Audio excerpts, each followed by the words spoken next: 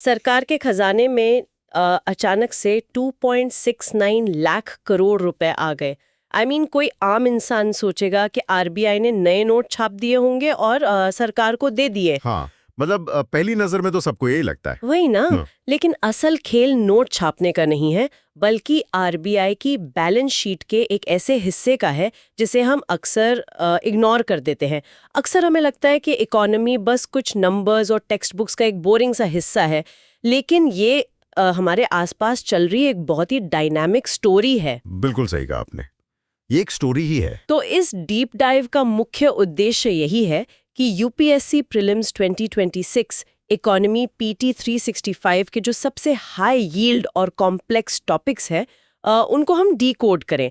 आज हमारे पास vision IAS के सोर्सेज मौजूद हैं और हमारा मिशन ये है कि हम इकोनॉमी के इन भारी भरकम कॉन्सेप्ट्स को इस तरह समझें कि उन्हें रटने की जरूरत ना पड़े। राइट, क्योंकि यूपीएससी एग्जैक्टली यही डिमांड करता है। वहां सिर्फ फैक्ट्स और फिगर्स याद करना काफी नहीं होता। हाँ, वो आहा मोमेंट आना चाहिए। एग्जैक्टली। अगर आपको मैकेनिज्म समझ आ गया कि कोई चीज क्यों और कैसे काम कर रही है, तो चाहे क्वेश्चन कितना भी ट्विस्ट करके आए, आप इजीली आंसर कर सकते हैं। तो आज हम इन टॉपिक्स को एनालिटिकली अप्रोच करेंगे ताकि इकोनॉमी के अलग अलग हिस्सों के बीच का कनेक्शन क्लियर हो सके। Okay, let's unpack this. हमारी शुरुआत उसी 2.69 लाख करोड़ रुपए के सरप्लस ट्रांसफर से होती है जो आरबीआई ने सेंटर को दिया है। एक आम यूपीएससी एस्पिरेंट पहली बार में सोचेगा कि ये सीनियर आज का पैसा है। हाँ, the currency printing profit. Exactly. मतलब एक 500 रुपए का नोट प्रिंट करने में सिर्फ 3 रुपए लगते हैं, तो बाकी का 497 रुपए आरबीआई का प्रॉफिट हो गया। लेकिन मैं सोच रही थी कि सिर्फ नोट छापने से इतना बड़ा सरप्लस जनरेट नहीं हो सकता। इसके पीछे जरूर आरबीआई की कोई और मैसिव इनकम स्ट्रीम काम कर रही होगी। आपका सोचना बिल्कुल सही दिशा में है। सिग्नियोरेज डेफिनेटली एक फैक्टर है, लेकिन 2.69 लाख करोड़ का फिगर सिर्फ नोट छापने से नहीं आता। तो फिर इतना पैसा आया कहाँ से? ये सरप्लस एक्चुअली सेंट्रल बोर्ड द्वारा approved revised economic capital framework, जिसे हम ईसीएफ कहते हैं, उसके आधार पर तय होता है। ओके। ईसीएफ ये तय करता है कि आरबीआई अपने पास इमरजेंसी और रिस्क बफर्स के लिए कितना पैसा रिटेन करेगा और बाकी कितना सरकार को देगा। अब आते हैं मेन इनकम स्ट्रीम्स पर। आरबीआई की इनकम का एक बहुत बड़ा हिस्सा लिक्विडिटी एडजस्टमेंट फैसिलिटी यानी एलएएफ से आता है। एलएएफ का मैकेनिज्म थोड़ा कॉम्प्लेक्स लगता है। अगर मैं इसको एक एनालॉजी से सिंप्लीफाई करने की कोशिश करूं तो क्या ये वही सिस्टम है जहां कमर्शियल बैंक्स अपनी day to day liquidity manage करते हैं? हाँ, बिल्कुल वही है। मतलब जब उन्हें पैसे चाहिए तो वो आरबीआई से रेपो रेट पर लोन लेते हैं और जब उनके पास एक्स्ट्रा पैसा होता है तो रिवर्स रेपो रेट पर आरबीआई के पास पार्क करते हैं। हाँ, तो क्या आरबीआई एसेंशियली इन दोनों रेट्स के बीच का स्प्रेड खा रहा है? एग्जैक्टली। आपने बिल्कुल सही पॉइंट पकड़ा। मार्केट में जब क्रेडिट डिमांड हाई होती है तो बैंक्स आरबीआई से बहुत हैवी बोरोइंग करते हैं। इस पर आरबीआई उनसे रेपो रेट चार्ज करता है, जो कि आरबीआई के लिए एक इंटरेस्ट इनकम है। बिल्कुल। और इसके अलावा आरबीआई के पास एक मैसिव पोर्टफोलियो होता है गवर्नमेंट सिक्योरिटीज का। जब सरकार मार्केट से पैसा उठाती है तो आरबीआई भी उन बॉन्ड्स को होल्ड करता है और उन पर इंटरेस्ट कमाता है। Oh right, G secs. हाँ, और एक तीसरा बड़ा सोर्स है फॉरेन करेंसी इन्वेस्टमेंट्स। आरबीआई हमारे फॉरेक्स रिजर्व्स को अलग अलग देशों के सेंट्रल बैंक्स और टॉप रेटेड फॉरेन बॉन्ड्स में इन्वेस्ट करता है। वहां से जो यील्ड आती है वो भी इसी बैलेंस शीट में जुड़ती है। अच्छा, तो ये सरप्लस ट्रांसफर कोई हवा से आया पैसा नहीं है, बल्कि आरबीआई की एक बहुत ही स्ट्रॉन्ग बैलेंस शीट का नतीजा है। एग्जैक्टली। ये उनके इन्वेस्टमेंट और मार्केट ऑपरेशंस का कोर प्रॉफिट है जो रिस्क बफर्स मेंटेन करने के बाद बच गया है। ये पॉइंट बहुत क्लियर हो गया कि आरबीआई का सरप्लस एक विंडफॉल गेन है। लेकिन सरकार इस विंडफॉल पर हमेशा डिपेंड नहीं रह सकती है ना? नहीं, बिल्कुल नहीं। गवर्नमेंट की जो रियल परमानेंट कमाई है वो तो टैक्सेशन से आती है। और यहाँ here's where it gets really interesting.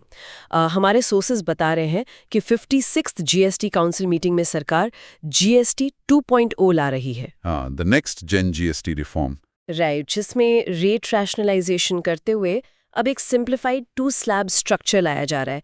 पहले इतने सारे टैक्स स्लैब्स थे, लाइक 5%, 12%, 18%, 28%।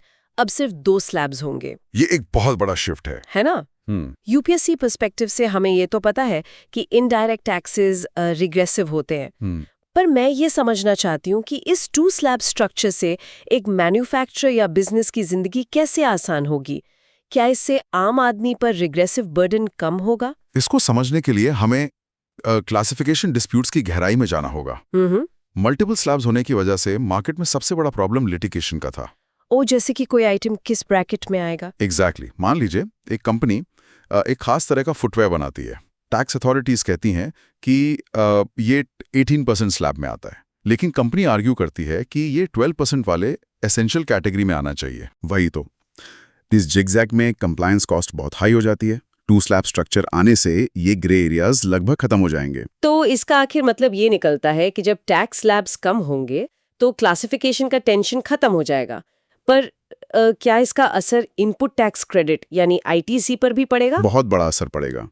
जब एक सप्लाई चेन में अलग अलग रॉ मटेरियल्स पर अलग अलग रेट्स लगते हैं तो इन्वर्टेड ड्यूटी स्ट्रक्चर की प्रॉब्लम आती है। इन्वर्टेड ड्यूटी स्ट्रक्चर मतलब रॉ मटेरियल पर टैक्स रेट हाई है और फिनिश्ड प्रोडक्ट पर लो है? बिल्कुल सही। इससे बिजनेसेस का आईटीसी ब्लॉक हो जाता है और उनका वर्किंग कैपिटल फंस जाता है। ओह आई सी। राइट्राशनाइजेशन और स्लैब्स कम करने से इन्वर्टेड ड्यूटी स्ट्रक्चर के केसेस ड्रास्टिकली कम होंगे। बिजनेस के लिए कंप्लायंस कॉस्ट गिरेगी, सप्लाई चेन स्मूथ होगी और लॉन्ग टर्म में ये एफिशिएंसी मार्केट में प्राइसेस को स्टेबलाइज करने में मदद करेगी।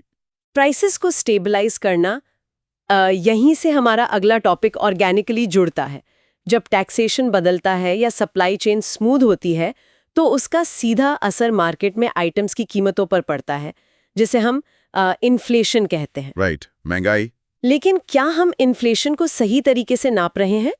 यहाँ मॉस्पी यानी ministry of statistics and programme implementation ने एक बहुत बड़ा अपडेट दिया है। उन्होंने कंज्यूमर प्राइस इंडेक्स, जिसे हम सीपीआई कहते हैं, उसका बेस ईयर 2012 से बदलकर 2024 कर दिया है। ये एक बहुत ही नीडेड अपडेट था। हाँ, क्योंकि अगर मैं इसे एक एनालॉजी से देखूं तो बेस ईयर एक पुरानी तस्वीर की तरह है। 2012 की तस्वीर में हमारे हाउस होल्ड बजट में ई कॉमर्स या महंगे स्मार्टफोन्स का इतना बड़ा हिस्सा नहीं दिखता था। आज की तस्वीर पूरी तरह अलग है। मुझे आपकी ये एनालॉजी बहुत पसंद आई। बेस ईयर सच में एक स्नैपशॉट होता है। अगर हम 2012 के बास्केट पर आज का इन्फ्लेशन कैलकुलेट करेंगे तो आरबीआई को कभी सही डेटा नहीं मिलेगा। वही तो। नए सीपीआई 2024 में बास्केट के आइटम्स की संख्या बढ़ाकर 358 कर दी गई है, जिसमें गुड्स 308 हैं और सर्विसेज 50 हैं। और जैसा आपने ई कॉमर्स का जिक्र किया, ये पहली बार है जब डेटा कलेक्शन के लिए सिर्फ फिजिकल मार्केट्स पर डिपेंड नहीं किया जा रहा। ई कॉमर्स प्राइसेस और ऑनलाइन सोर्सेज को भी इस इंडेक्स में एग्रेसिवली शामिल किया गया है। लेकिन इस नए इंडेक्स में डेटा कलेक्ट करने का एक टेक्निकल मैकेनिज्म बताया गया है जो काफी इंटरेस्टिंग है। HCES यानी हाउस होल्ड कंज्यूमर एक्सपेंडिचर सर्वे के अंदर MMRP का इस्तेमाल हो रहा है। Modified mixed recall period. Right. इसमें रिस्पोंडेंट से उनके खर्चों के बारे में 7 डेज, 30 डेज और 365 डेज के पीरियड्स में पूछा जाता है। मुझे लगता है इसका सीधा कनेक्शन ह्यूमन साइकोलॉजी और मेमोरी बायस से है ना? आपने पॉइंट बिल्कुल पकड़ लिया। ये मैकेनिज्म पूरी तरह से बिहेवियरल इकोनॉमिक्स पर आधारित है। पहले क्या होता था कि एक यूनिफॉर्म रिकॉल पीरियड यूज होता था, पर प्रॉब्लम यह है कि इंसान की मेमोरी सेलेक्टिवली काम करती है। जैसे अगर मैं आपसे पूछूं कि पिछले 30 दिन में सब्जियों पर कितना खर्च किया, तो मैं अंदाजे से कुछ भी बोल दूंगा, क्योंकि सब्जियां हर दिन खरीदी जाती हैं और उनका हिसाब याद रखना मुश्किल है। इस मेमोरी बायस की वजह से इन्फ्लेशन डेटा डिस्टॉर्ट हो जाता था। समझ आ गया। तो इस डिस्टॉर्शन को ठीक करने के लिए MMRP में टाइम फ्रेम्स को आइटम्स की फ्रीक्वेंसी के हिसाब से बांट दिया गया। हाई फ्रीक्वेंसी आइटम्स जैसे दूध और सब्जियों के लिए सर्वेया सिर्फ पिछले 7 दिन का खर्चा पूछता है। बिल्कुल, क्योंकि वो याद रखना आसान है। एग्जैक्टली। और रेगुलर बिल्स, इलेक्ट्रिसिटी या सर्विसेज के लिए 30 दिन का टाइम फ्रेम रखा गया। और ड्यूरेबल गुड्स जैसे टीवी, फ्रिज या गाड़ी जो इंसान साल में एक बार खरीदता है, उनके लिए 365 डेज का रिकॉल पीरियड यूज होता है। बिल्कुल। इस 7, 30 और 365 डेज के सेगमेंटेशन से जो डेटा निकल कर आता है वो रियलिटी के बहुत करीब होता है। और इस एक्यूरेसी का सबसे बड़ा फायदा आरबीआई को होता है, क्योंकि आरबीआई इसी सीपीआई डेटा का इस्तेमाल अपनी मॉनेटरी पॉलिसी तय करने के लिए करता है। वही तो, अगर सीपीआई डेटा एक्यूरेट बताएगा कि एक्चुअली इन्फ्लेशन कहाँ बढ़ रही है, तो आरबीआई इंटरेस्ट रेट्स को उसी हिसाब से ट्वीक कर पाएगा, अंधेरे में तीर नहीं चलाएगा। ये कनेक्शन बहुत बढ़िया है। जब नए सीपीआई डेटा के आधार पर आरबीआई अपने इंटरेस्ट रेट्स सेट करता है तो उसका सीधा असर इस बात पर पड़ता है कि बाहर का इन्वेस्टर इंडिया में कितना पैसा लाएगा। और यही हमें हमारे तीसरे टॉपिक पर ले आता है, फॉरेन इन्वेस्टमेंट का असली खेल। ये मेरा फेवरेट टॉपिक है आज का। हाँ, क्योंकि आरबीआई बुलेटिन जून 2025 के फिगर्स में एक बहुत बड़ा पैराडॉक्स नजर आ रहा है। एक तरफ तो सोर्सेज बता रहे हैं कि देश में ग्रॉस एफडीआई बढ़ रहा है, लेकिन दूसरी तरफ FY25 में इंडिया का नेट एफडीआई इनफ्लो 96% तक गिर गया। So what does this all mean? I know, ये नंबर देखकर कोई भी चौंक जाएगा। वही ना, अगर देश में ग्रॉस एफडीआई यानी नया पैसा आ रहा है तो नेट फिगर 96% कैसे क्रैश हो गया? क्या फॉरेन कंपनीज अपना पैसा वापस ले जा रही हैं? इस पैराडॉक्स को समझने के लिए हमें कॉजेलिटी देखनी होगी। सिर्फ ग्रॉस फिगर देखना काफी नहीं है। नेट एफडीआई निकालने के लिए हमें इनवर्ड एफडीआई फ्लोज में से आउटवर्ड एफडीआई फ्लोज और रिपैट्रिएशन को माइनस करना पड़ता है। रिपैट्रिएशन मतलब फॉरेन इन्वेस्टर्स का अपना प्रॉफिट या कैपिटल वापस अपने देश ले जाना। एग्जैक्टली। अब सवाल यह है कि FY25 में अचानक इतना बड़ा रिपैट्रिएशन क्यों हुआ? इसके पीछे मैक्रो इकोनॉमिक फैक्टर्स हैं। एक बड़ा रीजन है mature private equity cycles, OP cycles. हाँ, मान लीजिए 2014 या 15 में बहुत सारे फॉरेन फंड्स ने इंडियन स्टार्टअप्स या रियल एस्टेट में इन्वेस्ट किया था। उनका साइकिल जनरली 10 साल का होता है। अब वो इन्वेस्टमेंट्स मैच्योर हो गए हैं तो उन्होंने अपनी स्टेक्स बेची और हेवीली प्रॉफिट्स रिपैट्रिएट किए। तो इसका मतलब ये इकोनॉमी के लिए कोई खतरे की घंटी नहीं है, बल्कि एक नेचुरल साइकिल का एंड है। इसके साथ ही ग्लोबल इंटरेस्ट रेट्स का भी तो रोल होगा, बहुत बड़ा रोल है। जैसे अगर यूएस फेडरल रिजर्व अपने इंटरेस्ट रेट्स हाई रखता है तो फॉरेन इन्वेस्टर्स को वहां सेफ और गारंटीड रिटर्न मिलता है, इसीलिए वो इमर्जिंग मार्केट से अपना पैसा निकालने लगते हैं। ये एक बहुत स्ट्रॉन्ग पॉइंट है। Global interest rate hikes directly capital flight को ट्रिगर करते हैं। पर यहाँ एक और डिफरेंशिएशन करना होगा। जो कैपिटल रेट हाइक्स पर तुरंत रिएक्ट करता है वो एफडीआई नहीं होता, वो एफपीआई होता है, foreign portfolio investment. Exactly. FDI एक लॉन्ग टर्म स्ट्रेटेजिक इन्वेस्टमेंट है। जी। जब कोई बाहरी कंपनी यहाँ फैक्ट्री लगाती है तो वो ओवरनाइट उस फैक्ट्री को बंद करके पैसा वापस नहीं ले जा सकती। लेकिन एफपीआई को हम हॉट मनी कहते हैं, क्योंकि वो हॉट है, इजीली जल जाता है। हाँ। बेसिकली एफपीआई इन्वेस्टर्स बस इंडियन स्टॉक मार्केट या बॉन्ड मार्केट में पैसा लगाते हैं। उनका फोकस सिर्फ शॉर्ट टर्म यील्ड पर होता है। एक क्लिक में पैसा आता है और एक क्लिक में चला जाता है। लेकिन इस हॉट मनी से तो हमारे कैपिटल मार्केट में बहुत भारी वॉलेटिलिटी आ सकती है। I mean, कोई सुबह पैसा डाले और शाम को निकाल ले तो मार्केट तो क्रैश हो जाएगा। वही तो डर होता है रेगुलेटर्स को। इसको रेगुलेट करने के लिए ही शायद सोर्सेज में उस 10% वाले रूल का जिक्र है। रूल ये है कि एफपीआई किसी भी इंडियन कंपनी के कुल इक्विटी कैपिटल का मैक्सिमम 10% ही होल्ड कर सकते हैं। राइट। अगर वो 10% क्रॉस करते हैं तो उन्हें या तो डाइवेस्ट करना होगा या खुद को एफडीआई के रूप में रिक्लासिफाई करना होगा। मैं अगर इसका रैशनल सोचूं तो ये इसलिए होगा ताकि एफपीआई बैकडोर एंट्री से किसी कंपनी में कंट्रोलिंग स्टेक न ले सके। आपने मैकेनिज्म को परफेक्टली डिकोड किया है। एफपीआई को इंडिया में अलाउ इसलिए किया जाता है क्योंकि वो मार्केट में लिक्विडिटी लाते हैं, पर रेगुलेटर्स ये नहीं चाहते कि लिक्विडिटी देने के बहाने कोई फॉरेन एंटिटी हमारी डोमेस्टिक कंपनीज के बोर्ड डिसीजंस को इन्फ्लुएंस करने लगे। हाँ, 10% का बैरियर एक फायरवॉल की तरह काम करता है। बिल्कुल। ये ओनरशिप और कंट्रोल को लोकल मैनेजमेंट के हाथ में सेफ रखता है और साथ ही मार्केट मैनिपुलेटर्स को दूर रखता है। ये फायरवॉल बहुत जरूरी है। पर एक प्रैक्टिकल प्रॉब्लम देखिए, अगर एफपीआई बहुत वॉलेटाइल है और एफडीआई आने में लंबा टाइम लगता है तो हमारी डोमेस्टिक कंपनीज को अपना बिजनेस बढ़ाने के लिए भरोसेमंद पैसा कहाँ से मिलेगा? ये एक बहुत बड़ा स्ट्रक्चरल क्वेश्चन है। क्योंकि सिर्फ बैंक लोन से काम नहीं चलता। बैंक्स के पास जो पैसा हम डिपॉजिट करते हैं वो 1 से 3 साल के लिए होता है, तो बैंक्स उन डिपॉजिट्स पर 15 साल का इंफ्रास्ट्रक्चर लोन तो नहीं दे सकते, वरना एसेट लायबिलिटी मिसमैच हो जाएगा। एग्जैक्टली। और इस गैप को भरने के लिए ही कॉर्पोरेट बॉन्ड्स पिक्चर में आते हैं। यही रीजन है कि नीति आयोग ने deepening the corporate bond market in India report निकाली है। राइट। तो मैं इसे ऐसे समझती हूँ कि इक्विटी यानी एफडीआई या एफपीआई में आप कंपनी का हिस्सा बेचते हैं, लेकिन बॉन्ड में आप सिर्फ एक आईओयू की पर्ची देते हैं कि भाई मैं तेरा पैसा ब्याज समेत लौटाऊंगा। ये बहुत ही आसान और एक्यूरेट एक्सप्लेनेशन है। अगर आप इंडियन बॉन्ड मार्केट का स्ट्रक्चर देखें तो वहाँ 45% डोमिनेंस जी-सेक यानी गवर्नमेंट सिक्योरिटीज का है, कॉर्पोरेट बॉन्ड्स सिर्फ 22% पर हैं। तो मार्केट को डीपन करना जरूरी है ताकि domestic companies long term stable capital उठा सकें।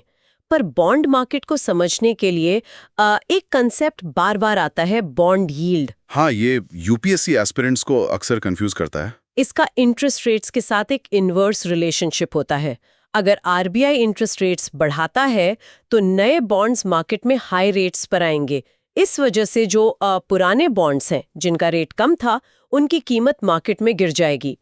तो ऑटोमेटिकली उन पुराने बॉन्ड्स की यील्ड यानी नेट रिटर्न बढ़ जाएगा। आपने इसे बहुत स्मूथली एक्सप्लेन कर दिया। ये मैकेनिज्म इन्वेस्टर्स के लिए बहुत क्रिटिकल है, पर नीति आयोग की रिपोर्ट में एक स्पेसिफिक सब कैटेगरी का जिक्र है जिसने सबसे ज्यादा अटेंशन ग्रैब की है, transition bonds. Oh yes, transition bonds. ये आज के टाइम में यूपीएससी के लिए एक स्टेलर टॉपिक है। हम सब जानते हैं कि ग्रीन बॉन्ड्स क्या होते हैं। अगर कोई कंपनी विंड एनर्जी या सोलर पार्क लगा रही है तो वो ग्रीन बॉन्ड इशू करती है। पर उस कंपनी का क्या जो करंटली एक डर्टी इंडस्ट्री में है? मान लीजिए एक सीमेंट या स्टील मैन्युफैक्चरिंग कंपनी है जिसका कार्बन फुटप्रिंट बहुत हाई है। वही तो मेन कैच है। वो कंपनी अचानक से ग्रीन नहीं हो सकती। उसे अपनी मशीनरी अपग्रेड करनी होगी, कार्बन कैप्चर टेक्नोलॉजी लगानी होगी। इस ट्रांजिशन फेज के लिए उन्हें ग्रीन बॉन्ड्स नहीं मिलते। तो बेसिकली ट्रांजिशन बॉन्ड्स एक ब्रिज की तरह काम करते हैं। वो इन हेवी एमिशन कंपनीज को अपना कार्बन फुटप्रिंट कम करने के लिए फंडिंग देते हैं। और अगर कंपनी अपने प्री डिफाइंड सस्टेनेबिलिटी गोल्स को मीट नहीं करती तो उन्हें इन्वेस्टर्स को पेनल्टी के रूप में हायर इंटरेस्ट पे करना पड़ता है। बिल्कुल, ये ग्रीन इनिशिएटिव्स और इकोनॉमी का एक बहुत ही प्रैक्टिकल सोल्यूशन है। ये एनवायरमेंटल कंप्लायंस और कॉर्पोरेट ग्रोथ को बैलेंस करने का एक बेहतरीन फाइनेंशियल इंस्ट्रूमेंट है। तो अगर हम इस पूरी चर्चा के सभी हिस्सों को जोड़ें तो एक बहुत ही क्लियर मैक्रो इकोनॉमिक तस्वीर बनती है। शुरुआत में आरबीआई का सरप्लस जो ईसीएफ और एलएएफ ऑपरेशन से आता है, सरकार को एक विंडफॉल गेन देता है। राइट। लेकिन सरकार का मेन इंजन जीएसटी 2.0 है जो कंप्लायंस कॉस्ट कम करके बिजनेसेस का आईटीसी ब्लॉक होने से बचा रहा है।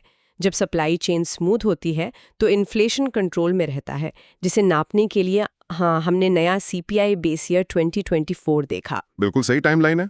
और इसमें ई कॉमर्स और एमआरपी का जो बिहेवियरल मॉडल है वो आरबीआई को इंटरेस्ट रेट सेट करने के लिए एक्यूरेट डेटा दे रहा है। और अंत में कैपिटल मार्केट में हमने देखा कि एफटीआई के हॉट मनी पर 10% का चेक और डोमेस्टिक ग्रोथ के लिए कॉर्पोरेट बॉन्ड्स और ट्रांजिशन बॉन्ड्स का मैकेनिज्म इकोनॉमी को फ्यूल कर रहा है। ये सारे डॉट्स एक दूसरे से डीपली इंटरकनेक्टेड है। पर चर्चा को खत्म करने से पहले मैं इस कनेक्शन को एक स्टेप और आगे ले जाना चाहूंगा। ओह प्लीज बताइए। आज हमने देखा कि मॉस्पी ई कॉमर्स डेटा और एमएमआरपी सर्विस पर डिपेंड कर रहा है इन्फ्लेशन ट्रैक करने के लिए। राइट। लेकिन सोर्स मटेरियल में एक और बहुत एडवांस कॉन्सेप्ट का जिक्र है, सेंट्रल बैंक डिजिटल करेंसी या सीबीडीसी, जिसे हम ई रूपी कहते हैं। अच्छा। सोचिए भविष्य में जब ई रूपी पूरी तरह से हमारी इकोनॉमी में इंटीग्रेट हो जाएगा तो क्या होगा? Wait really? अगर ई रूपी इम्प्लीमेंट हो गया तो हर ट्रांजैक्शन ब्लॉकचेन या डिजिटल लेजर पर रियल टाइम ट्रैक होगी। मतलब जब एक नॉर्मल कंज्यूमर दूध खरीदेगा या कार खरीदेगा तो वो डेटा सीधा आरबीआई के सर्वर पर रियल टाइम में रिफ्लेक्ट करेगा। एग्जैक्टली। उस सिनारियो में क्या आरबीआई को कभी मॉस्पी के इन सर्वेज या सैंपल कलेक्शंस की जरूरत पड़ेगी? नहीं, उन्हें directly real time inflation data मिलेगा। ओह वाओ, ये तो पूरा गेम ही बदल देगा। और इससे भी बड़ी बात, जब हर पैसा ट्रेसेबल होगा तो टैक्सेशन के अंदर इन्वर्टेड ड्यूटी स्ट्रक्चर का फ्रॉड करना या जीएसटी इवेड करना मैथमेटिकली इम्पॉसिबल हो जाएगा। सीबीडीसी सिर्फ एक डिजिटल नोट नहीं है, वो मॉनेटरी पॉलिसी और टैक्सेशन को ऑटोमेटेड बनाने का एक अल्टीमेट टूल बन सकता है। ये सच में एक माइंड बेंडिंग थॉट है जिनका हम आज सर्वे कर रहे हैं। कल वो प्योरली एल्गोरिदमिक डेटा बन जाएगा।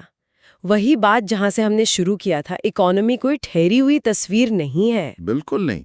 ये लगातार बदल रही है, अपडेट हो रही है, और इसके मैकेनिज्म को समझना उस बदलाव को समझना है। इस डिजिटल शिफ्ट और उसके इकोनॉमी पर पड़ने वाले असर पर थोड़ा विचार ज़रूर कीजिएगा।